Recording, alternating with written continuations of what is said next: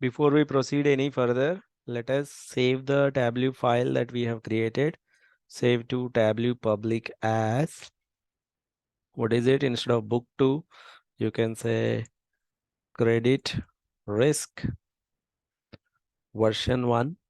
Save it. It will get saved to your, it's already existing. Let me make it as version 3 or credit risk project version 1. This must not be there. So it got saved. It will automatically open in your browser also. Right now it will take some time because there are two tables, the data, etc. Everything is getting transferred there. So it is taking a couple of seconds of time, and this is right now we haven't created any dashboard, but our work will be saved next time. We'll be able to open that quickly, and we'll be able to work from where we left previously. Now let us get into numerical variable analysis. Let us start with the first variable. These numerical variables are known as measures. Let us start with our first measure called age. So to actually analyze the measures, you have to use either histogram plots or bar charts. We have seen what are bar charts already. If you do not know what are bar charts, or it's not bar chart, it's a box plots. We have seen already what are box plots. If you already know box plots, well and good. Otherwise, I would like you to go back and check the information on what is a box plot, how do you draw a box plot, what is the meaning of a box plot, etc. We have discussed them in Power BI session. Exactly, a lot of things are getting repeated here from Power BI to here. If you have already watched Power BI videos, well and good. Otherwise, only the box plot part of it, I request you to watch it. So let us select age variable, then this histogram is automatically getting created. Now highlighted. Once you click on it, then there is a new variable that will be created, age bin. This age bin was not there previously. If I do Control Z, there's no such variable. But once I click on histogram, this new variable age bin is created. What is this bin? It means that it is binning. Age is a continuous variable. It is binning age from 20 to 30 as one group. 3000 participants are there. 3000 customers are there. From I think 20 to 25, 25 to 30, 20 to 32, like that.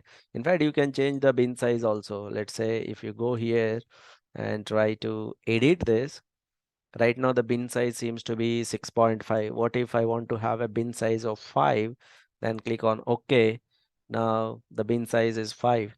So 20 to 25, 25 to 30, 30 to 35, 35 to 40, like that. These are all the bins that got created, and these are the numbers. So you can take count of age, or you can also use this variable count. So you can put it on label. So these are the counts. Okay, people who are having 95 age is also there. People who are having, how many customers are there with 95 age? Let us say count, they are 95. And then there are some customers who are having this much age. These are the customers who are having, there is a customer who's having nearly like somewhere between 95 to 100, that much age. There are 9 customers. There are some customers with age 105. There are 4 customers. There are some customers here. There are some customers. Looks like there is one customer who's having age 0. Obviously, this customer must be erroneous data point, because you cannot have age 0 when you have a credit risk portfolio, loans portfolio. You cannot, at age 0, you cannot get a loan, isn't it? So that is the age histogram. You can create a box plot also. Let me rename this. It got deleted. You can do Control Z. Then I would say rename this as age underscore histogram. For the same age, you can create box plot also. If you want to analyze a numerical variable which is continuous, you can create a box plot. But for creating a box plot, you require a measure, you require a dimension also. That means you have to take this customer ID, put it on a detail. If you put this customer ID on detail, then, and I would like to use all the members, yes, then your box plot got highlighted. This is the box plot. Looking at the box plot, we can tell whether there are any outliers or not. If the box is well spread, then there are not much of outliers. If the box is compressed at one side or the higher side or lower side, then there are outliers. Looks like there are a little bit of outliers, otherwise everything looks okay. So rename this as age underscore box underscore plot, age box plot, and this is age histogram. Okay. Similarly, we can repeat the same for other variables as well. This is system created variable. Tableau has created this variable. We don't require that. Depth ratio, you can create a box plot. Again, what does a box plot do? A box plot will create and tell us, a box plot will create a diagram like this and tell us whether there are any outliers or not. This is 0 percentile minimum value, and then 25 percentile, 50 percentile, 75 percentile, 100 percentile, which is the maximum value. And these are the suggested outliers. This is a suggested outlier. Remaining is the data that this plot want us to consider. So let's go to depth ratio, click on depth ratio, and then take the customer ID, put it on detail, use all members, and then highlight that in the box plot. And the box plot looks like this. If the box plot is looking like this, there's a very, very clear indication that there are outliers. If the box plot is compressed either upside or low side, that means there is a clear indication of outliers. If you want to highlight this data and if you want to see only this portion of the data, you can use an option keep only. Okay, you can select that and keep only, then only that part of the data will be kept, and it is computing the layout extra again like this. That is one way that will automatically create a filter. But I'll tell you a better way of creating a filter.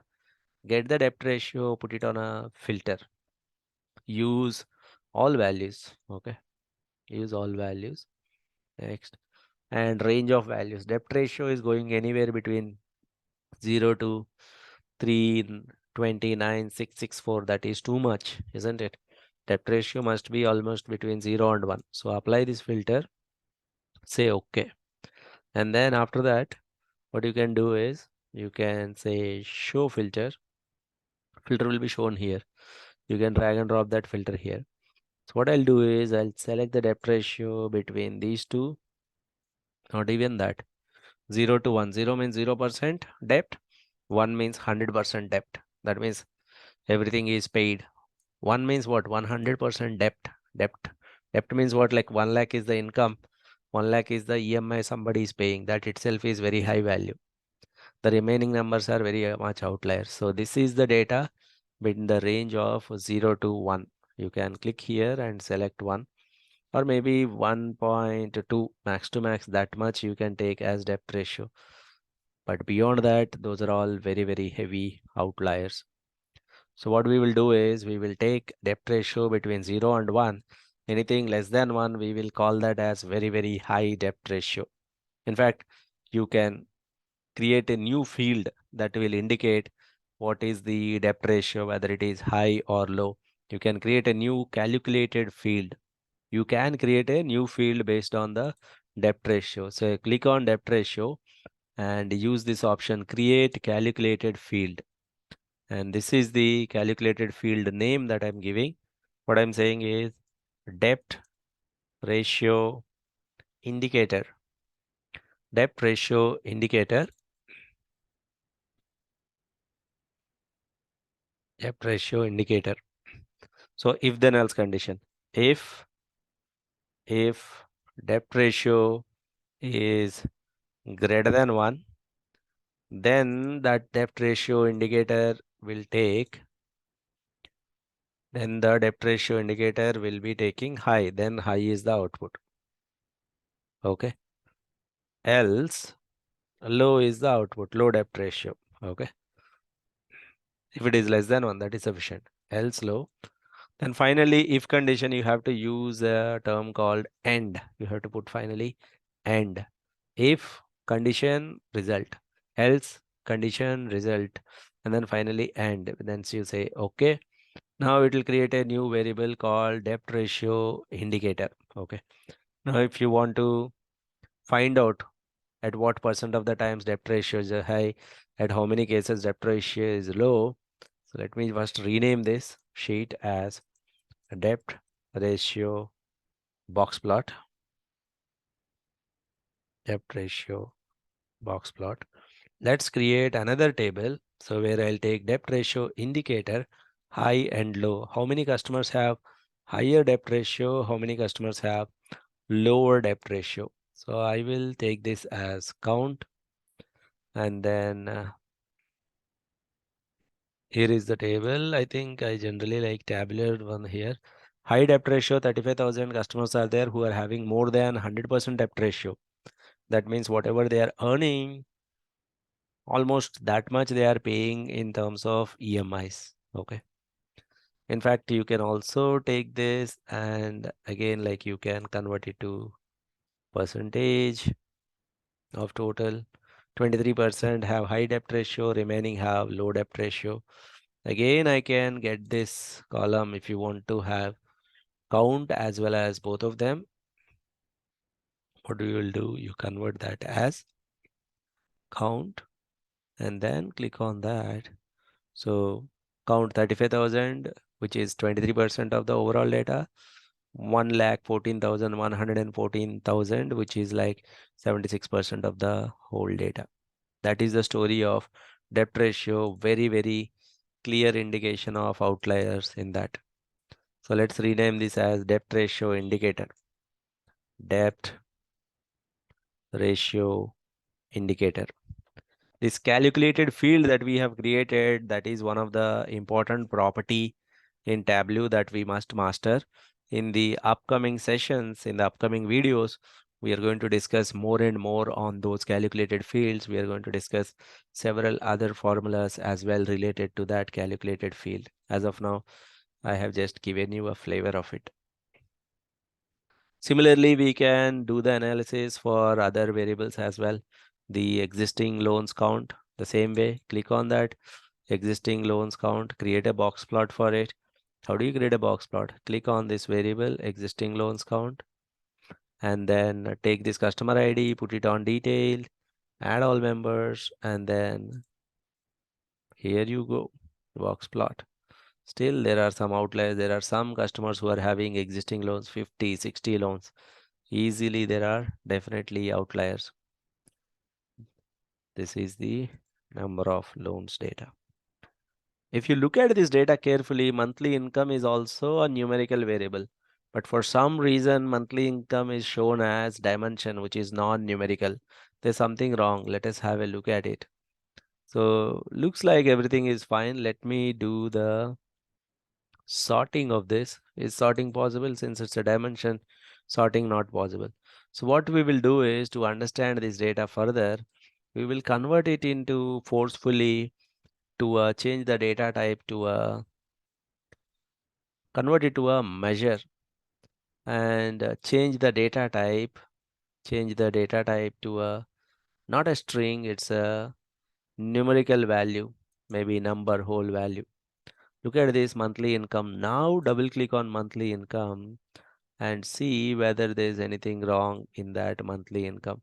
Looks like overall the count distinct is this one. We are not interested in count distinct. Looks like monthly income looks fine. But is there anything wrong here? Why monthly income was taken as a dimension then? So there must be something that is going wrong with monthly income. So let us do further investigation in that. So to understand what has gone wrong with monthly income, we will go 2 steps back. We will go where it all started. So let's go back to monthly income. I'm doing Control Z, Control Z, Control Z, so that finally your monthly income is a dimension here. So let's get monthly income. Let's get customer ID. Okay. Let's get customer ID and check what's wrong with monthly income. So I'm getting customer ID as well.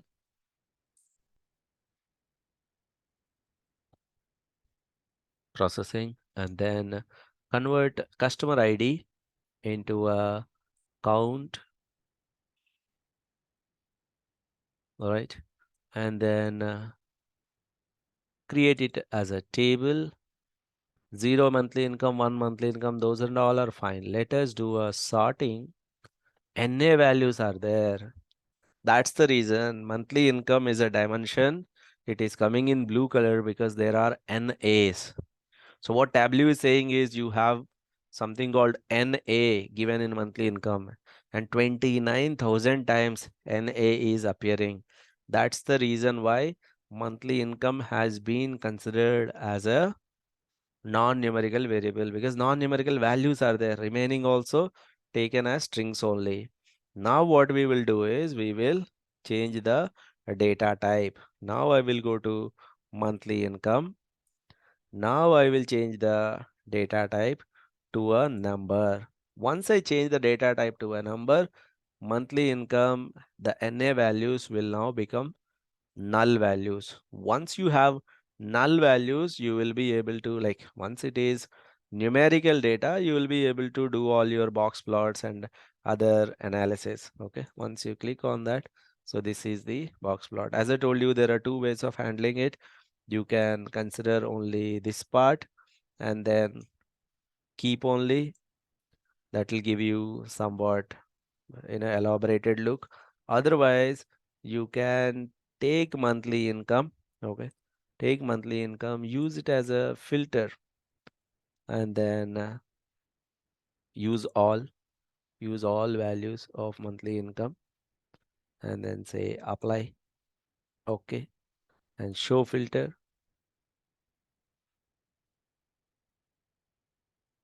Again, monthly income is turning into blue color.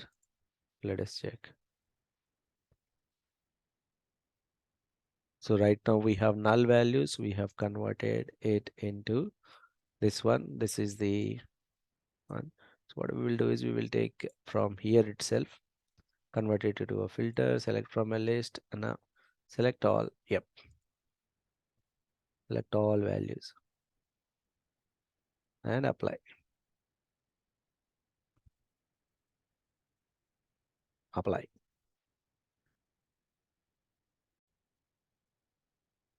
What we need to observe is if something is coming in blue color, it means it is still a dimension. This is still a dimension, which is still considered as non-numeric.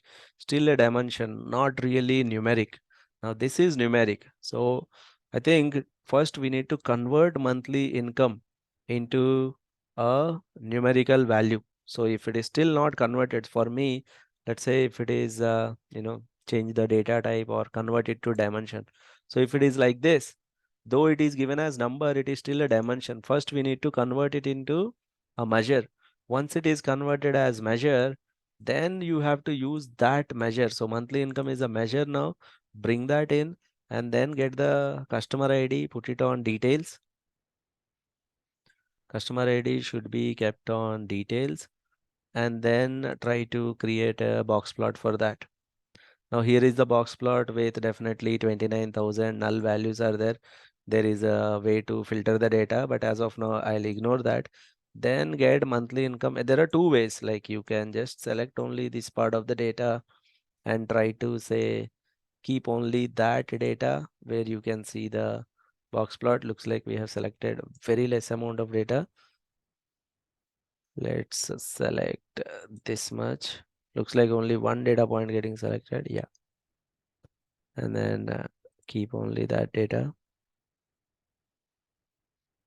Processing. Now we have selected. So this box plot seems to be appearing a little bit. And then we again select this portion of the data. Again, say keep that part of the data only. We are not looking at the full data. So this is the monthly income, which is box plot, but it was compressed. That is one way of filtering.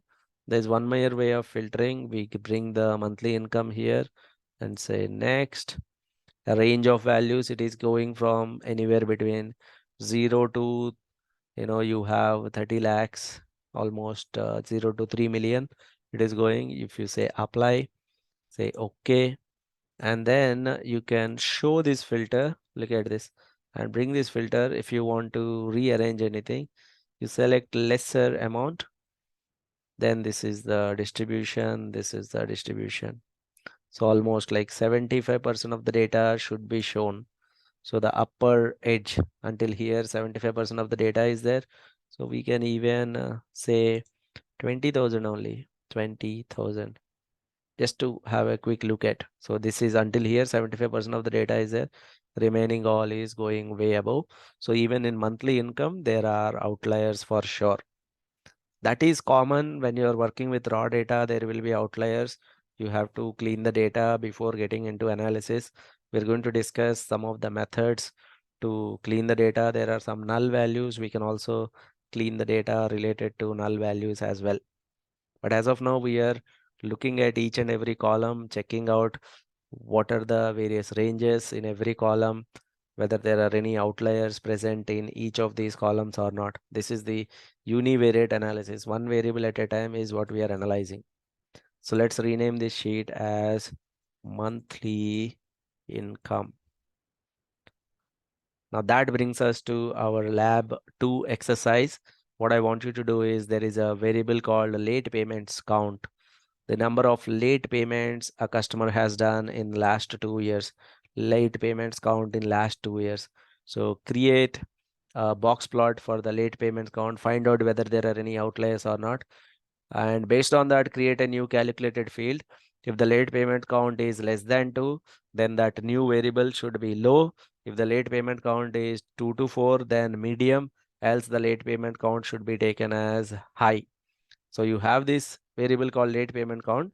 Based on that, you have to create a new variable called late payment, late payment indicator. Indicator variable, it takes three values: low, medium, high.